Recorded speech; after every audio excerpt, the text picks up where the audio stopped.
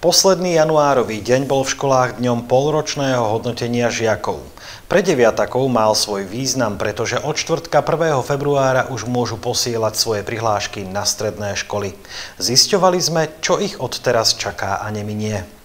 Pre deviatakov je prelom školského roka vždy veľmi dôležitý. Jeho váhu pocítili pri zoznámení sa s polročným hodnotením ich výsledkov, keďže hneď od ďalšieho dňa už môžu podávať prihlášky na stredné školy a čas na to majú až do 20. marca. Zákonný zástupca môže podávať prihlášky dvomi spôsobmi, písomne alebo elektronicky. V tejto prihláške si žiak môže uviesť 2 talentované odbory a 2 netalentované odbory a určuje si ho v poradí podľa preferovaného záujmu. Riadny termín prijímacích skúšok je 29.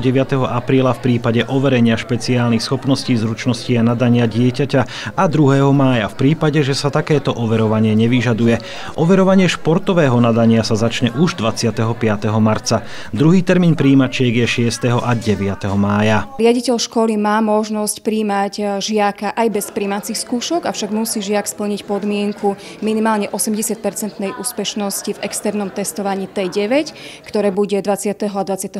marca. A čo všetko musí pri podaní prihlášok žiak absolvovať? Žiak si musí skontrolovať na ministerskej stránke odbory, kde sa požaduje aj zdravotná spôsobilosť. Pokiaľ žiak úspešne absolvoval aj niektoré z vedomostných alebo iných súťaží a olympiád, prikladá to k prihláške na strednú školu. Základná škola by mala automaticky vydať žiakovi takéto potvrdenia. V prípade prihlášky online cez EduPage sa stredné školy ku všetkým ostatným údajom vrátane vysvedčení dostanú automaticky.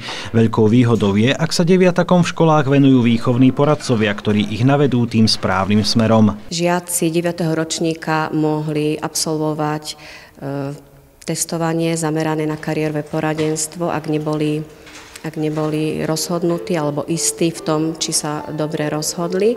Každý piatok mám konzultácie, kde žiakom môžem poradiť s výberom strednej školy podľa toho, čo ich zaujíma. V práve skončenom polroku tak deviataci prepli na vyšší výkonnostný stupeň, aby si zaistili čo najlepšie známky, pretože najväčšiu váhu má pri podávaní prihlášky na strednú školu vysvedčenie z 8. ročníka a práve toto polročné. Mám taký pocit, že som sa veľmi zlepšila oproti 8. ročníku, čo som samozrejme veľmi rada. No tak dúfam, že sa dostanem na tie stredné školy, ktoré som si vybral a že ma zoberú, bez toho, aby som musel robiť primačky.